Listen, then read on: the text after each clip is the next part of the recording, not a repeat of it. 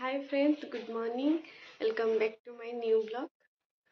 आज चैत्र मास ए चली माने एमती वर्षा होची जे कह श्रावण मास चलती कि चलना देखा माने काली राति 12 पाखु आज सका 7 है तथापि वर्षा छाड़ुनी माने राति सारा वर्षा होची पूरा जमती श्रावण मास वर्षा हुए सेमती रातिर जोर होता है टिके कमी कि पाग जे एमती करहुरी जोर हम चलना देखा देख माने राति सारा वर्षा हो ना दुकान पूरा घेरी दे बाबा लोक तो ना से माँ बसिक माछ बनाऊ देख वर्षार छता गुड़िक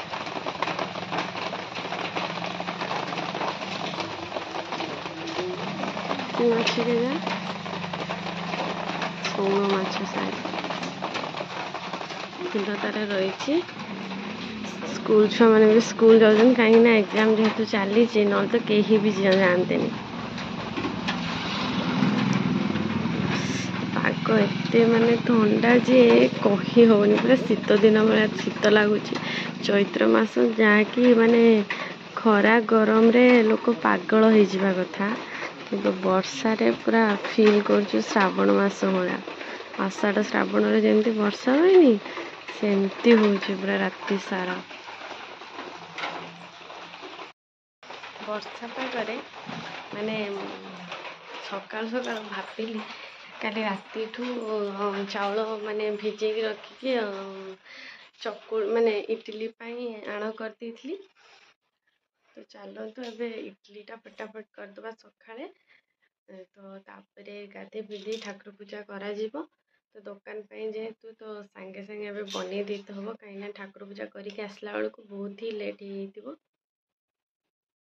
चलो आउ गोटे मुझे देखेनी देखुना मुझा बन देखा बैक कैमेरा कर देखु केमती लाइट पकई भल लगुच ना ये जगह पूरा फांका फांका लगुला आईटा गोटे फोटो थिला सेटा भांगी गला जेहेतु आई दीटा कौन जानी आम जो चाह दुकान ले जाइए पीऊनु से गुड़ा मुझे आसती से दिन तो कौशिक मत कहले तू कौन पागल ना कौन एगुड़ा सब नहीं जाती ना एगुड़ा फोपाड़ी दिखती खाती फोपाड़ी दिखती तो भाविली नहीं जी कि गोटे करी देखुना केमती कर भल लगुच ना मैंने भल लगे कमेंट रे कहे देले मुझे रिप्लाई दे मो प्लानिंग किसी भूल नाला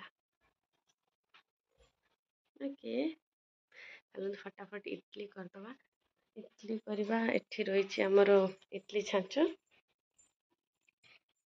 चलो तो खोलिक देखे फुली कि देख केमती फुली टे ये कर देख माने थल थल हो एमती फुली पूरा थल थल हो आज जबरदस्त हम सांग मैंने चलते देरी न करी जल्दी कम सरिकी गाधिकी पूजा करवा फटाफट यहाँ पानी नहीं जाऊँगी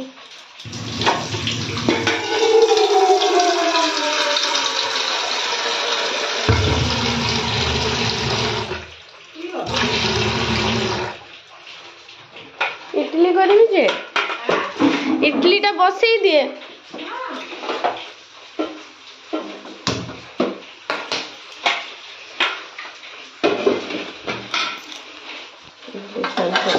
अच्छी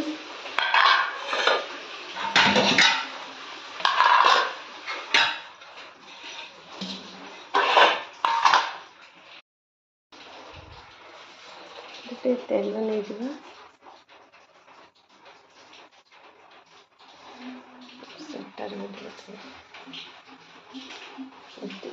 बहुत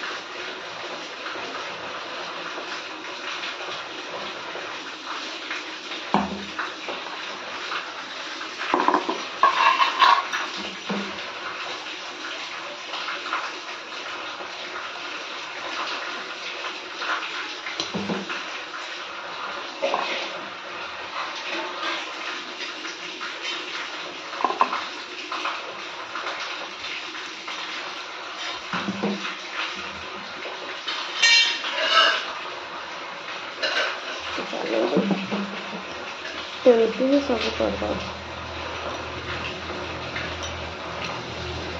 गला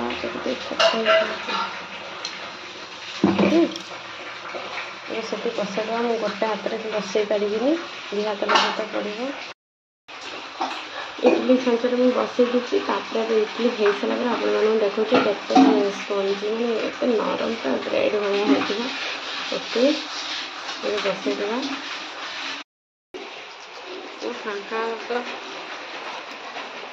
ଫାଙ୍କା ବର୍ଷାର ମାନେ ଇଏ ଧୀରେ ଧୀରେ ବଢ଼ି ଯାଉଛି।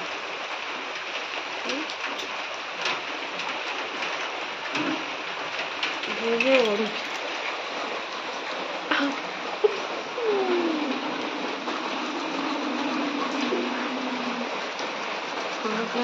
କରିଦେଇ ଗାଧୋଇ ପଡ଼ିବା, ପୂଜା କରିଦେବା। ଇଟଲିରେ ଦେଖିବାର ଅଛି ନା, ତା ଭିତରେ ମୁଁ ବ୍ରସ୍ଟା କରିଦିଏ। ଇଟଲି ହେଇତେ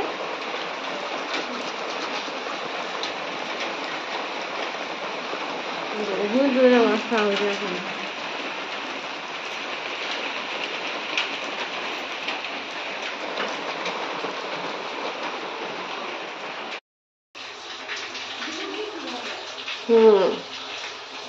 ଏଇଟା ଖୋଲିକୁ ବାହାରି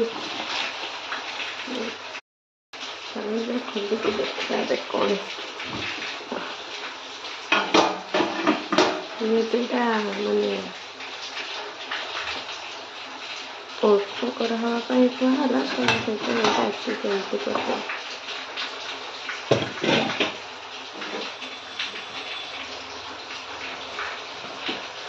ଦୁଇ ହାତରେ ଖୋଲିବା ପାଇଁ ହେବ, କାଢ଼ିବା ପାଇଁ ହେବ। ଏଇଟା ଅଫ୍ କରେ କବେ ଏମିତି ଛୁରୀ ସାହାଯ୍ୟରେ କାଢ଼ିବା। ଦେଖିବା ତ ଦେଖନ୍ତୁ ସ୍ପଞ୍ଜ କ୍ୟାମେରାରେ ଜାଣିପାରୁଛନ୍ତି ନାହିଁ ମୁଁ ଜାଣିନି। ସେଠି ଗୋଟେ ହାତ କାଢ଼ିବା ପାଇଁ ସୁବିଧା ହଉନି। ସେଥିପାଇଁ ମୁଁ କାଢ଼ିକି ଦେଖାଉଛି। ଟିକେ ଥଣ୍ଡା ହେଲେ ଭଲ ଭାବରେ ଉଠିବ। ଦେଖୁନାହାନ୍ତି ପୁରା